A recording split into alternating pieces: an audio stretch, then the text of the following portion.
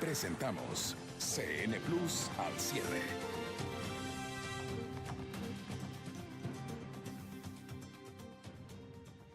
Bienvenidos a CN Plus al cierre, un gusto acompañarlos esta noche. Tenemos hoy a Jorge Mora Varela, él es analista internacional y nos viene a hablar sobre los conflictos internos de Colombia y el impacto que han tenido estos en toda la región. Bienvenido, qué placer contar con usted esta noche. Gracias, buenas noches, siempre es un gusto acompañarlos. Bueno, primero creo que sería importante comentar un poco sobre los conflictos que se evidencian en Colombia. Sí, la verdad es que en estos procesos internacionales hablar un poco de contexto histórico es fundamental. El país de Colombia ha sido un país habitualmente dividido en dos facciones, aquellos que son izquierda y derecha, con los liberales y conservadores. Esto generó que a principios del siglo XX se evidencien unas desigualdades sociales muy profundas, hasta que en 1940 se desatan aquellos conflictos que derivan en el aparecimiento de las guerrillas, sobre todo en 1960, cuando aparece el comunismo y aparecen las figuras legendarias como las de Tiro Fijo, el mismo Raúl Reyes, aquel personaje que luego en el año 2008 muere en Angostura. Y entonces son conflictos que hay que entenderlo con la profundidad histórica pertinente para poder tener un juicio de valor que sea válido. Ahora, en la actualidad, ¿cómo se están desarrollando estos conflictos? Colombia está en un proceso de pacificación.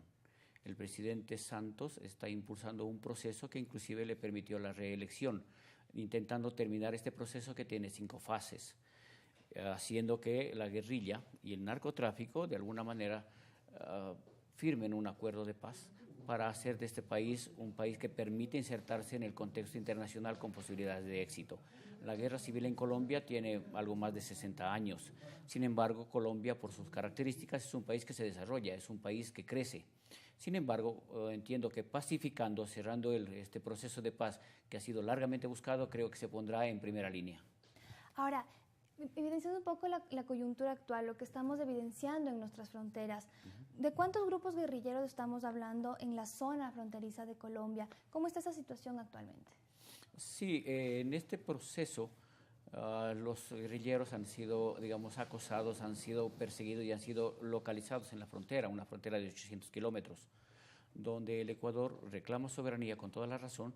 Sin embargo, hay la presencia bastante fuerte aún de grupos de las FARC sobre todo y algo del ELN, que son los dos grupos, me parece, más representativos de Colombia.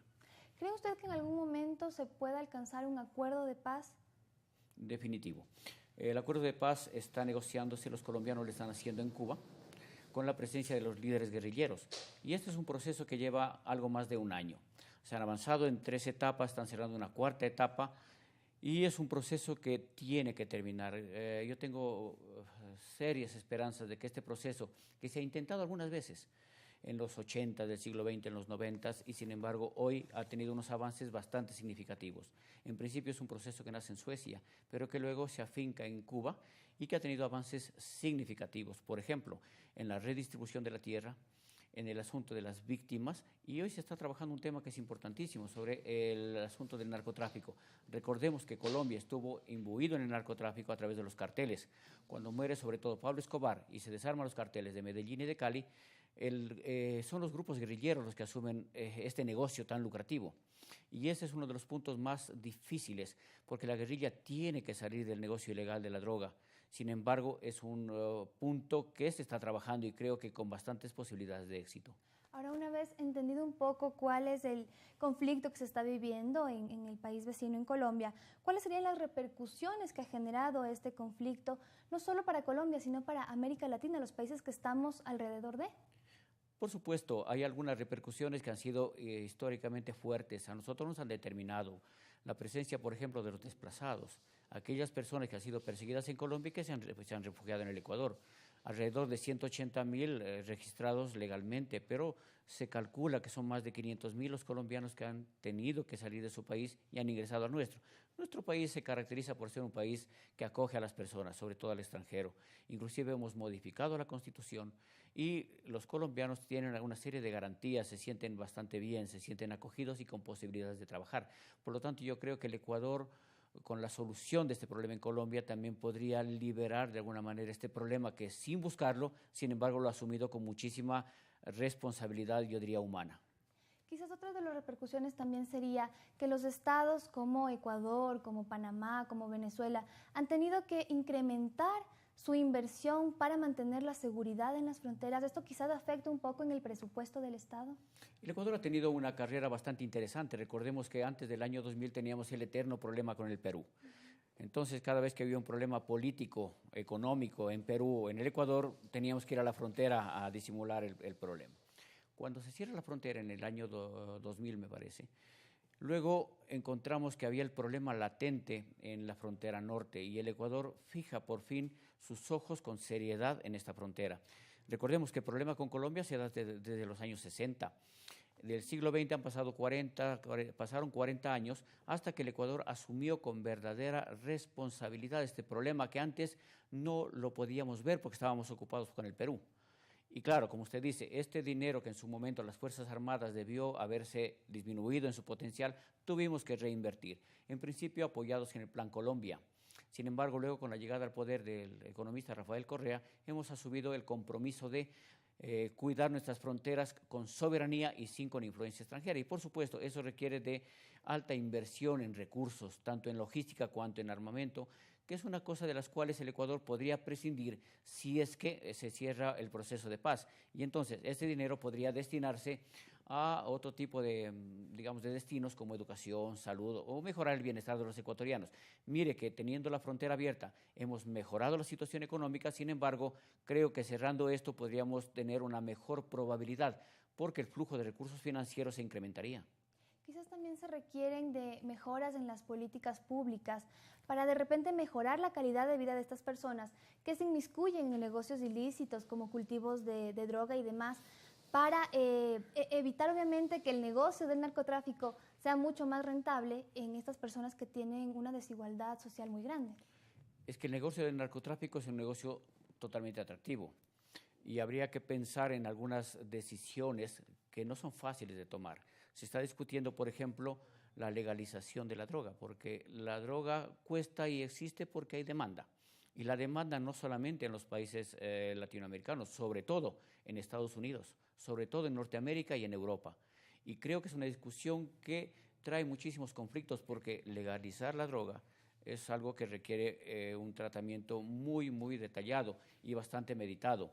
El otro asunto que me parece importante es el hecho de que si es que hay demanda y si posiblemente cerramos o se cambia al policultivo y no el monocultivo de droga en Colombia, por ejemplo, siempre va a haber otro que lo va a producir. Y en ese sentido, no es el hecho de que se eliminen con glifosato, por ejemplo, los cultivos de droga en Colombia, porque van a migrar a otra parte. El problema es que existe demanda. Y la oferta aparece de cualquier lado, puede aparecer en Perú, en Brasil, en el mismo Ecuador y sobre todo en Colombia. Mientras sea rentable, yo creo que las políticas tienen que partir por el hecho de pensar seriamente que este es un negocio que tiene oferta y demanda, y sobre todo demanda de los países que están lejos de nosotros, como son Norteamérica y Europa. Quizás por eso también se cuestiona un poco esto de la legalización de la droga. Justamente en Argentina se pretende en noviembre analizar este tema y se podría aprobar para el 2015. Comentar quizás a nuestros televidentes cómo está la situación en América Latina netamente, este proceso de diálogo sobre la legalización de la marihuana. De la marihuana, de la cocaína. Y en ese sentido, mire, por ejemplo, lo que está haciendo sobre todo Bolivia y Perú, es darle otras funciones a las matas de coca. ¿Cómo cuál? Otras funciones, por ejemplo, para producir harinas, para producir medicinas, por ejemplo, calmantes, reorientar hacia productos legales y con alto avance científico.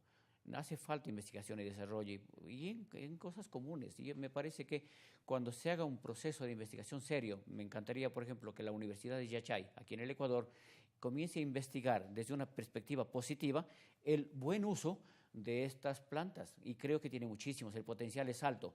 Como Sin usos embargo, medicinales, quizás. por supuesto, como medicinales, inclusive alimenticias, hay las posibilidades de hacer un tipo de alimento que, aprovechando estas características, podrían ser muy nutritivos y también exportables dentro del marco legal y dentro del marco ético. Si no me equivoco, en Uruguay ya fue aprobada esta ley, esta normativa más que nada. Normativa. Y en Ecuador también se ha debatido. En otros países de Latinoamérica, ¿en qué situación está este diálogo? Lo planteó en algún momento Álvaro Uribe y fue rechazado, fue satanizado. En Venezuela se ha discutido poco, pero sobre todo sigo insistiendo que Bolivia tiene un paso adelante en el asunto de discutir el aprovechamiento positivo de estas sustancias. En Bolivia se cultiva fácil, creo que más fácil que en Colombia, y hay una actitud a dialogar y a discutir estos problemas. Al principio del siglo XX el alcohol era prohibido y todos sabemos que si alguien se toma una botella de alcohol se emborracha y es una droga, sin embargo es legal. Nadie lo ha satanizado. Hay problemas con el alcohol. Sin embargo, se manejan desde un punto de vista de un marco normativo común. Y creo que las drogas necesitan ser dialogadas, necesitan ser, yo diría, quitados el satanismo que nos ha dado algunos sectores bastante conservadores de la sociedad. Hoy es un momento de abrir la mente para encontrar nuevas formas de utilización de estos recursos que son naturales y que están ahí y que están al alcance de cualquier persona. Claro que sí, un tema muy interesante. Estamos dialogando sobre el conflicto interno en Colombia y su impacto en América Latina. Vamos a una pausa comercial, pero ya volvemos con mucho más de este interesante tema.